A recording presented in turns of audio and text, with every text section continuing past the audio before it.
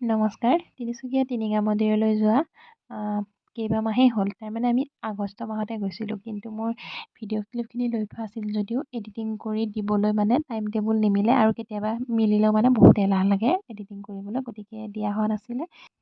আজি শেহতীয়াকৈ হ'লেও ভাবিলোঁ যে ইমান ধুনীয়া ধুনীয়া জেগাখিনি ঘূৰিলোঁ, কিন্তু মোৰ ভিডিঅ'খিনি সাঁচি থোৱা হোৱা নাই। সেয়ে ভাবিলোঁ এডিটিং কৰি অলপ কষ্ট কৰি মানে ভিডিঅ'খিনি আপলোড দি থওঁ, যাতে ভৱিষ্যতলৈও চাব পাৰোঁ। আৰুনো কেতিয়া যোৱা হ'ব তাৰ ঠিকনা নাই। গতিকে চাওকচোন আপোনালোকো, আমি ক'ত ক'ত গৈছিলোঁ, কি কি চাইছিলোঁ, সকলোবোৰ দেখুৱাই যাওঁ। আমাৰ লগত সৰু বাইদেউ আৰু ভিনদেউ আহিছে। বাইদেউহঁতৰ ৰুমৰ পৰা টিলিঙা মন্দিৰলৈ বেছি দূৰ নহয়। এতিয়া আমি আহি পালোঁ টিলিঙা মন্দিৰ। ইয়াত দেখিছেনে, এতিয়া প্ৰথমে গাড়ী ৰখাই পূজা সামগ্ৰীসমূহ লৈ লওঁ, তাৰপিছত পূজা কৰিম আৰু ভিতৰৰ সকলো পৰিৱেশ দেখুৱাম।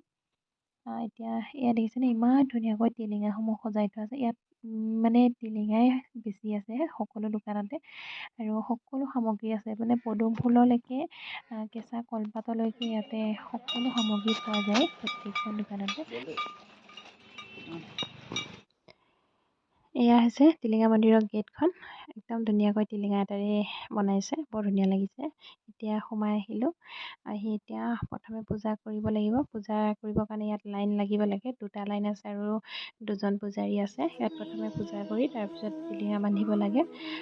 আৰু এতিয়া আমি পূজা কৰি লওঁ, তাৰপিছতে টিলিঙা বান্ধিম। পূজা কৰি হ'ল, এতিয়া আহিলোঁ টিলিঙা বান্ধিবলৈ। এতিয়া সকলোৱে টিলিঙা বান্ধিলোঁ, আৰু এতিয়া আমি মন্দিৰৰ মানে চাৰিওফালে 3 পাক ঘূৰিম। আৰু ইয়াত মই এটা বস্তু দেখুৱাম আপোনালোকক, মানে ইয়াত এই টিলিঙাখিনি যে দেখিছে, ইমান জাপ জাপ টিলিঙা, তাৰমানে সিটো চাইডে যে মন্দিৰৰ বাহিৰত তাৰমানে গোটেই দম দম পৰি আছে। টিলিঙাসমূহ আঁতৰ নকৰিলেও নহ'ব দিয়কচোন, কাৰণ ইয়াত বহুত ভক্ত আহে, প্ৰতিদিনাই ইয়াত বহুত ভিৰ হয়। সেয়ে টিলিঙাসমূহ আঁতৰ কৰিবলগীয়া হয় ইয়াৰ পৰা। ইয়াত এতিয়া আমাৰ টিলিঙাটো কিমান দিন থাকে সেয়া ভগৱানেহে জানিব। আৰু এইফালে মানুহ চাওকচোন, এতিয়াও বহুত ভিৰ হৈ আছে। এতিয়া আমি 3 পাক ঘূৰোঁ, আৰু এইফালে আছে গোটেই টিলিঙাখিনি চাওকচোন।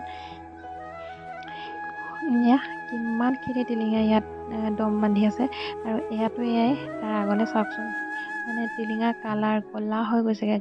এইসমূহ বহুত পুৰণি হৈ গৈছেগৈ, মানে সেইটো কাৰণে ৰং ক'লা হৈ গৈছেগৈ।